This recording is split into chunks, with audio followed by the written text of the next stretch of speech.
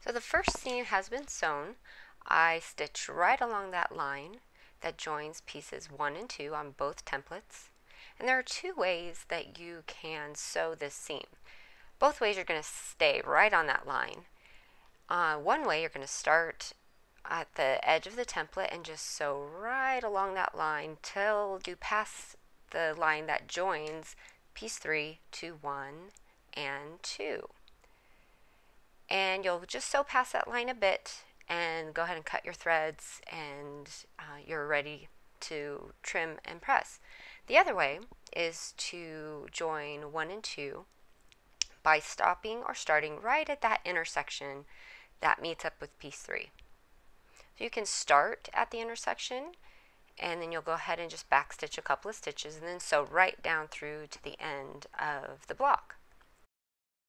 So the next option is to start sewing from the corner of your block and then stitch on down to that intersection and backstitch a couple of stitches to secure your stitch. And you can just trim your threads, and then you'll be ready to trim your seam allowances. Both of these ways are correct. It's totally up to you. So we're going to trim our seam allowance. So you'll go ahead and fold back your template to expose the seam allowance. It's a bit big here, more than 1/4 inch, because we use the cutting templates to give ourselves a little wiggle room when we are sewing our fabrics. It's much easier to trim fabric than to wish we had more and have it be short. So go ahead, fold that on back, get your ruler. You're going to line your ruler right at the edge of the template, that fold, right at the 1/4 inch on your ruler. Go ahead and trim off with your rotary cutter that excess seam allowance, and you're ready to do the next piece. We'll press it to the side, and then we will be ready to join piece number 3 onto our templates. Do the same for template B as well. Before we get to pressing, let's talk about the sewing and the thread and machine setup and all that great stuff. I joined pieces 1 and 2 with the Swasserfine. That's the thread that comes in the thread bundle. It's a really fine silk thread. It is one of my favorites to piece with. It makes your seams less bulky because it's nice and fine, but it's pretty strong, and it's very smooth and buttery to work with. And I just love it. It's fantastic. I use about a 1.8 stitch length, which is my favorite. In general, actually, I almost always use that for piecing. And it's a great stitch length for tearing those papers off in case you don't use the foundation like I did. If you use regular paper, it's a great length to be able to pull all those papers away. So let's go ahead and press, set your seam, then press to the side. When you're pressing to the side, kind of hold your iron, let the heat go through and make a nice crease. Remember, setting your seam is going to help prevent those ripples that happen along the seam. So then do the same for template B, and then we'll be ready to add on piece number 3 onto both. And you can repeat for all of your templates. Get everything ready to go all at once. So next we're going to go ahead and join piece 3A to our A template. Fold up the template and the fabric that's there along that line that joins piece 3 to pieces 1 and 2. Make a crease.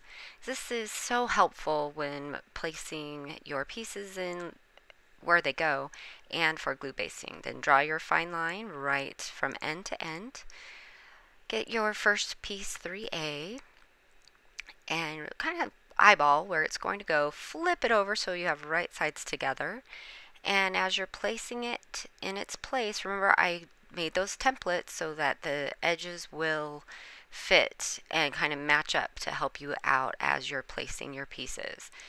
And heat set that in place, and then you'll be ready to sew. And now it's ready to sew. So let's go ahead and do it again with our unit B, just to go over it one more time. Go ahead and you'll make that crease between piece 3 and 1/2. Draw your fine line of glue, and yeah, always kind of move things around to make them work better for you. So after you do that, add on your piece 3. I like to kind of eyeball it at first, flip it over right sides together, and then those edges will match up, especially if you cut it better than I did. I kind of did it a little bit sloppy, but yours will probably match up a little bit better at those points than mine did.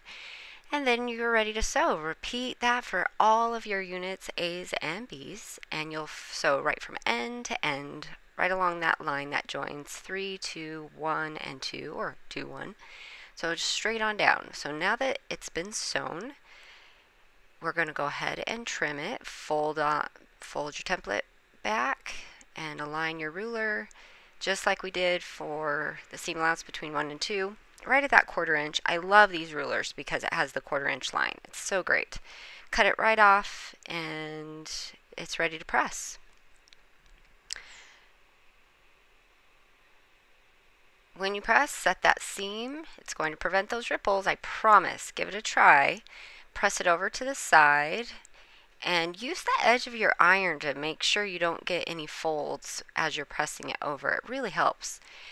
Again, set the seam for your unit B. Same thing, it's all assembly line at this point, and that really helps to get things done quickly and efficiently. Set your seam, and now we're ready to add piece number 4. So piece number 4 is our background, unless you've changed the color, which is just fine. I gave you some options in the pattern. You're going to fold back the template along the fabric and your template and make a crease where 4 joins 3. Draw your fine line of glue away from the crease toward the inside of the seam allowance. Add number 3, and this one is a weird piece, so really double check that it is oriented properly.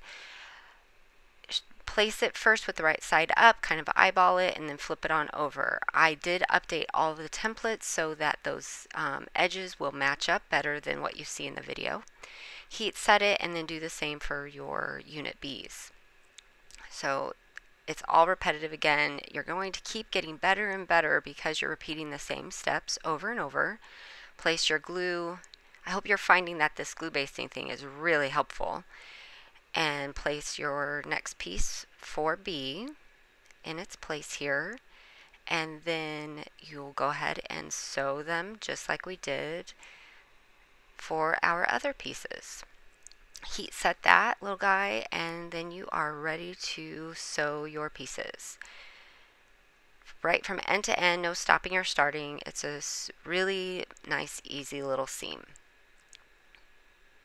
Now that it's sewn, you're ready to trim again. So it's just the same process: sew, trim, press, and fold back your template. Align your ruler and find that little handy dandy rotary cutter, and you're going to line up right at that 1/4 inch and then trim that right off. After you trim it, we're going to press to the side. See, sew, trim, press, sew, trim, press. Set your seam. That's next. And after you set it, go ahead and press it to the side, and you are ready to join piece number 5. Manage those little points at the ends of those angular seams as best you can. Sometimes you can continue the sewing line through, and that will help a lot. So on unit B, same thing. Set your seam, press it on over, and just avoid at those ends having any part of the seam that doesn't have a stitch in it from kind of folding back or bending over or just not being completely straight. It'll help a lot. Next is piece 5. All right, side note here. I used the wrong color. It should be the lighter of the 2 greens. It's okay. The pattern shows the proper green to use, but the process is all the same. You're going to make that crease along that line of the template to join piece 5 and 4. Add piece 5A. Again, it should be the lighter of the greens, but it's at this point a unintentional design element. Place piece number 5 in its spot on the template and then heat set it. And now it's ready to sew. We'll sew right along that line, joining 5 and 4 straight through.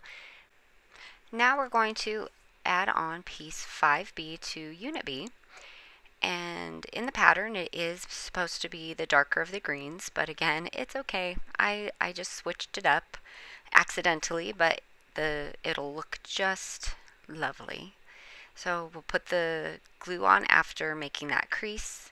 Then place your fabric piece right on top in its position. You can peek through the template to make sure it's in its correct spot. Heat set, and then you are ready to sew. Repeat this for each of your piece number 5s, and then you'll be ready to sew.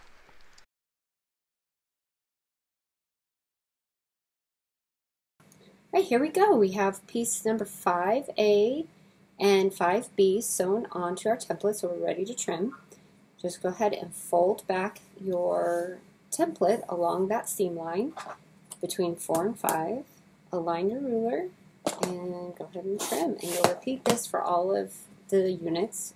And on the B unit, go ahead and fold back your template, align your ruler, and trim it just like the rest. Okay, now we're ready to press and add our final piece onto each of the units. So let's go ahead and set your seam, press to the side just like we have been doing. I'm going to fold this on up and glue that. This fits just like that. I'm going to flip it on over, just make sure it's centered and kind of overlapping all the edges, and heat set it, and that's ready to sew. For the B unit, same thing, and that goes there. This piece fits just like that, so we'll flip it on over, and again that's the darker of the yellows, and now this is ready to sew. When I sew this final seam, it'll just go right through that little intersection straight down. And then we'll be ready to trim up each of these units, join them like 2 half square triangles. So they'll be joined just like this. And then after we have 4 of these, we'll put them into one big block. Oh, piece 5 and 6 are now joined. I sewed from end to end. We're now right here. You have a couple of seams that are preventing this from folding over all the way. So gently kind of pull the paper away from that seam, and it's okay if it rips a little. And then you'll go ahead and trim from there. So align your ruler and then cut right through, and then when that goes back, it'll be just fine. And that was Unit A. The same for Unit B. You'll kind of pull back. If the paper rips, that's okay. But I wouldn't undo the stitches. The stitches are kind of anchoring things in a bit, so I would just pull it back the best you can. If it rips, oh well. And then go ahead and trim that. And now we are ready to trim the rest of them. Then we're going to trim the entire unit and start joining them together. After trimming, go ahead and set the seam with your iron and press it to the side. After pressing, we are ready to trim up this whole unit and join it to Unit B. So again, here's Unit B. Set your seam, press this over to the side, and then we'll trim all of these. And once they're all trimmed, these 2 will join up just like this. We'll sew along that diagonal seam, and then we will join up all 4 of these to make the entire block. To trim this up, do trim the unit from the backside, from the foundation side. So you can use this dashed line, which is the edge of your block. It's the including the seam allowance. So align your ruler on the solid line, that would be your seam line, and you're going to add a 1/4 inch, and that dashed line lands right at a 1/4 inch. And trim that, rotate it around, trim that one. Don't forget to trim these ends right here, these little corners. That reduces bulk in the intersections. And this other side. And then trim that. Repeat for Unit B.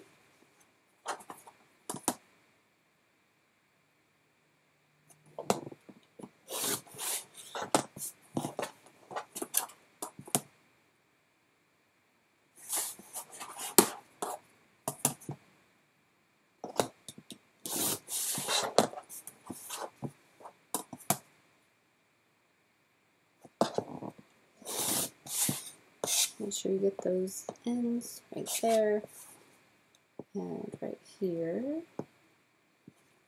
Oh, it looks like I was off just a smidge right there. Let me double check that. It's always a good idea to double check. Yep, just a smidge, but a little bit plus a little bit adds up to be a lot. To join these two, we'll draw a fine line of glue on the inside of the seam allowance of the diagonal. Okay. And then we're going to match up our seams here.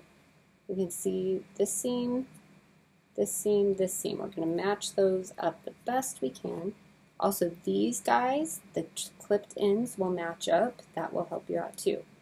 So there's a few tricks to get these all to match up. The first thing I like to do is kind of peel this back. Let me get a better camera angle for you. Peel it back. Oh, that's better. And align the seams just like this and kind of roll it down to where they align and meet up. And once they've aligned and met up, heat set that section only. That way they don't shift on you. Okay? And then rotate it around, and you can do the same. See, that green matches up really nicely there. You can do the same for that, and the yellow matches up. And then those clipped ends match up, and now that's ready to heat set. Another way is to take a straight pin and put a pin into the intersections there and make sure that they match up. I like the little rolling method. It's my favorite. I find I get really good results with it, and it's pretty simple. So you can take a peek when you open up this as if there was a seam sewn, and you'll be able to see pretty well how your seams will match up.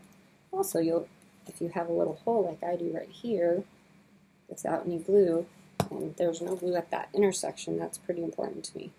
So I want to make sure I get that really well. I'm going to heat set it again. Okay. So this unit is ready to sew and press, and then we will do this for all four, and then join all four. When I go to sew the seam, joining units A and B, you can see here, there's A and B joining together. I'm going to start sewing at the point of piece number 6. I'm going to start right at that 1/4 inch right here in this point. I'm going to put my needle down in, stitch a couple stitches, back stitch to that point, and then come all the way down and off the edge here. The reason for that is this is the center of the block. And right here, when I start at the 1/4 inch down, I'm going to be able to have a really nice spin with those all of those intersecting seams. So we're going to have 8 different triangles intersecting here. So starting at that 1/4 inch at your machine up here and then sewing all the way down will allow for this portion to open up and make a really nice spun seam just like that on your block. Once you have all of those sewn, we'll press them and we'll join them into the full block. I have sewn the seam all the way from the end, and you can see it better over here. I started and backstitched at the point that will be the center of the block and just came down and sewed all the way to the end. We're going to press toward unit A, just like that. So I'm going to remove the foundation in the along the seam of unit A for all the units. This just reduces a lot of bulk.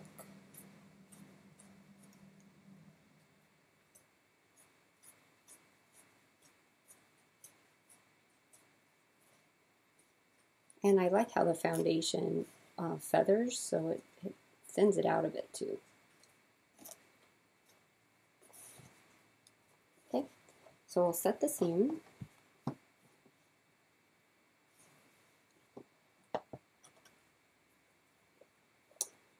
And then I'll press toward unit A. This gives us a much stronger seam than if we were to press that whole thing open.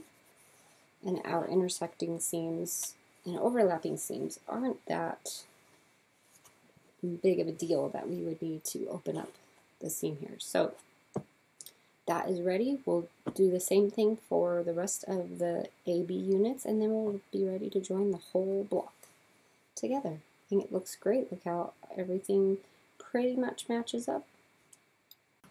After pressing your piece to the side, if you find that it's not laying very flat and you want it to be a little bit flatter and more stable, you can use a little bit of starch to help you out. I wouldn't necessarily recommend this with paper. You could try it, but I cannot guarantee results. But with the foundation paper, it works really nicely because it actually can, if it's a light spraying of starch, not heavy, just really light, it will stabilize everything together. So it was really light. Did you see that? Wasn't soaking it wet, barely a second. And then I'm going to kind of flatten it out and press it to the side. And then just kind of press, not moving it around much. Just kind of holding my iron in place. And then that will help it lay a lot flatter and be more accurate to size. This little unit should be about 6.5 inches, hopefully, crossing fingers. So take your ruler. I have a 6.5 inch ruler here, and I'm going to align that diagonal right through the diagonal of my block and align my points, and it's pretty darn close. So where it's short, if you can see, it's a little short up on these outside edges. So I can split the difference and make it the right size when I join this unit with another. And the best way to do that is to sew with a scant 1/4 inch rather than a full 1/4 inch. Also, another way to do that, to absorb it, is to go ahead and continue to sew on the 1/4 inch here when you join the two units. So we'll join these two like this and just sew right on the line like you would, but then we can absorb it or compensate for it when we join the full block to the sashings that will be added a little bit later. So that you can compensate for it both ways if your block ends up being a tad small. So next we'll be joining these two units. This is kind of how the whole thing will come together. Let's see, I'm going to switch around some of these to make the colors a little bit, let's see, I think that one I like better up there. Yeah, that's a little bit better. So this will come together just like this, and we'll have a finished block. So I'll join these two here, join these two together, and these two together. So let's start with these two. I'm going to draw that line of glue right here on the seam allowance. And then align them, and similar to what we did before, I'm going to roll back the corner. Let me show you a little bit better this way. Roll back that corner and roll it upon itself to align it in its place. So match up that point, then hopefully these points right here will just naturally fall in place. So you can pull that up, kind of roll it to match. Heat set it in place so it doesn't shift on you. Make sure that still matches pretty good. And make sure this, now these here will nest rather than laying on top of each other. So roll this back into place and then heat set it just like that, and it is ready to sew. Okay, now that we're ready to sew these together, we are going to start at the 1/4 inch. Up here, that is your center, and back stitch a couple stitches to the lock in the stitch, and then just sew right off the edge. Do that for both of these, and then we'll be ready to join them all together. I've gotten this seam sewn here. I started at that 1/4 inch point at the area that will be the center of the block and sewed straight down to the bottom. This is going to get pressed in this direction here. It's going to kind of go in the way that these seams are naturally falling. So this goes down and that goes over and this goes over, so it'll kind of spin all the way around in a circle. So in order to do that, I'm going to go ahead and tear this paper out of this seam allowance, the side that I'm pressing toward. You can pull out both sides if you want to, but it's up to you. Let's see. And we'll try and get it out of here.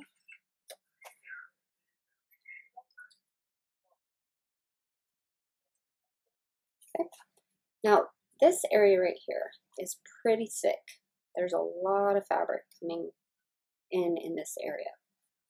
So if you feel like that is just way too much bulk for you, and you really want to press the seam open, I'm not going to fault you for it at all. I prefer not to. That's my preference, and I'm going to show you how I manage this bulk with grading the seam, grading that seam allowance, which just means I'm going to trim it down a little bit and kind of make it into steps to reduce the bulk. So I'm going to go ahead and set that seam. And from the front side, I'm going to press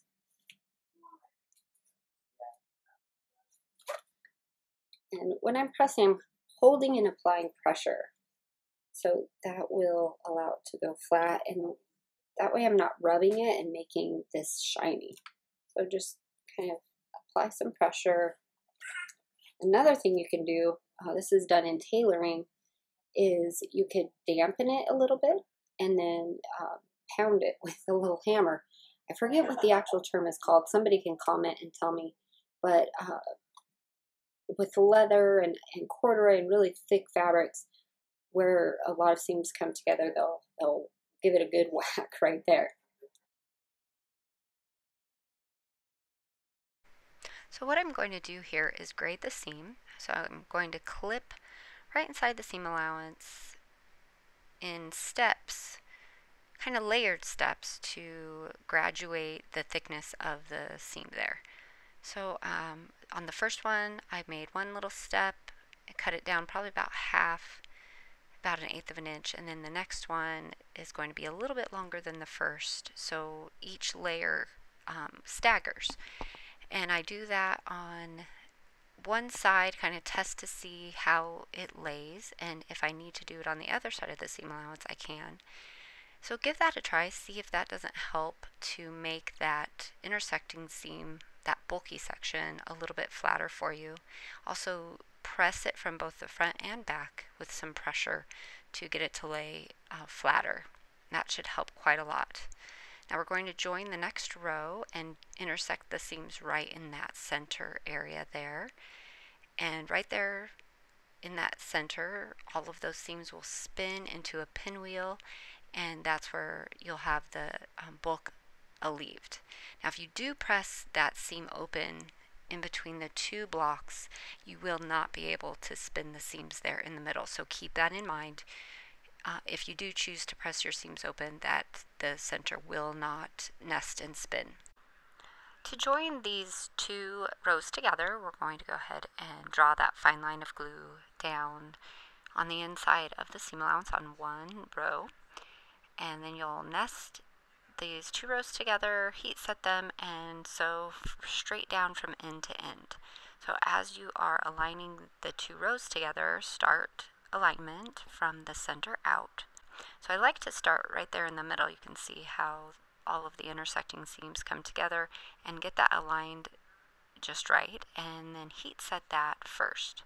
You can do the little peel up, pull up, roll down method to make sure that they align, or put a pin in it, kind of hold it in place and heat set, and then around the pin, and then pull it on out. And then move on down the block to make sure that all of your other little sections align, and then heat set. As you go, add a little glue if you skipped a spot, or if it dried a little bit as you were getting toward the end there. And then at the corners, those seams will lay upon each other, and you can heat set those, and they should not shift at the machine. So continue doing that down the other end as well, and then you'll be ready to sew and have your block finished up.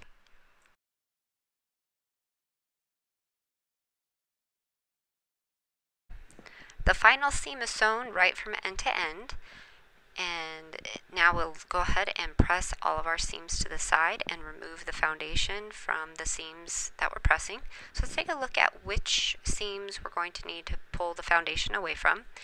So you can see that top seam is going to the left, and then they pinwheel kind of around and down, so that next seam is going to go down. So you'll take out the foundation from the part that is underneath. Then on the other side seam that goes up, you'll take the foundation out of the part that is going up, and then all of your seams will spin around and make that center intersection spin around in this lovely, cute, little, adorable yellow pinwheel. After you've pulled the foundation away from the seam allowances, it's time to do that final press. So set your seam, and then open up your block and move those seams to the sides as you're pressing. I do like to press from the front. You can start pressing from the back if you prefer, but as I'm pressing from the front, I'm kind of feeling with my hands to make sure that the seams are going to the side that I want them to, and then I always double check from the back just to make sure. But from the front, I'm able to make sure that I'm not getting any folds in the seams right at those seam allowances or at the seam line. That can shrink up your block quite a lot. So just to make sure that those press nice and flat, I am pressing right from the front. So give yourself one final press and double check the size. This block is meant to be 12.5 inches square, unfinished. So you can double check again your little spun pinwheel in the back and your intersecting seams right in the middle there. And once it's finished, it's ready to be a part of your Stellar Stars quilt. And I hope that you have really enjoyed making this block and have learned a lot about ways to foundation paper piece and use glue basting to help you place your pieces and increase your accuracy. Also, that it is okay to make mistakes and have intentional and unintentional design elements within your blocks and quilts. It adds to the personality and really makes it unique for you. So thank you so much for joining me. I hope that you are enjoying this block of the month, and I can't wait to see you next month for month number 7 of Stellar Stars Block of the Month.